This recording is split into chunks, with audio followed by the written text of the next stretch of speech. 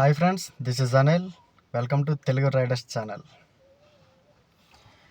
కొత్తగా car driving నేర్చుకునే వాళ్ళు స్టీరింగ్ని ఎలా తిప్పాలి అనేది ఇప్పుడు మనం చూద్దాం.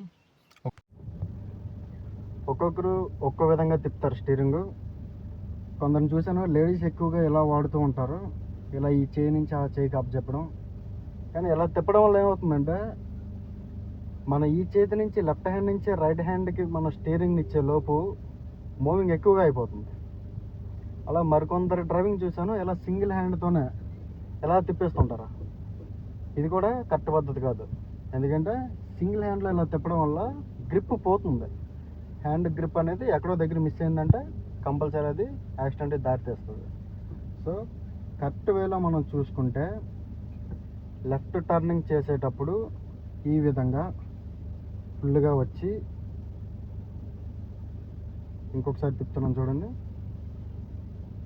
స్టాప్.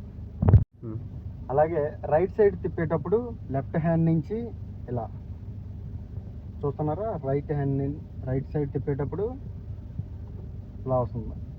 ఈ విధంగా సపోర్టింగ్ మనం తీసుకుంటే గ్రిప్ పోదు, మనకి టైం మేనేజ్మెంట్ కూడా కరెక్ట్గా ఉంటుంది. ఒకసారి చూడండి, లెఫ్ట్కి తిప్పేటప్పుడు రైట్ హ్యాండ్ నుంచి first one and second one. అలాగే రైట్ సైడ్ తిప్పేటప్పుడు లెఫ్ట్ హ్యాండ్ నుంచి ఫస్ట్ రౌండ్,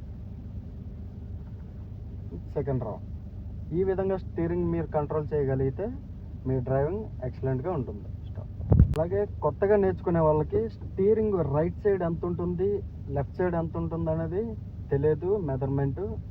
చూడండి ఫ్రెండ్స్, ఇప్పుడైతే స్టీరింగ్ కరెక్ట్గా లెవెల్లో ఉంది. రైట్కి 1.5 ఉంటుంది, లెఫ్ట్కి 1.5 రౌండ్ ఉంటుంది. ఒకసారి చూడండి, 1 రౌండ్ అండ్ హాఫ్ రౌండ్. మళ్ళీ అలాగే లెఫ్ట్కి తిప్పాలనుకుంటే మనం 1.5 బ్యాక్ వస్తాం, మళ్ళీ 1.5,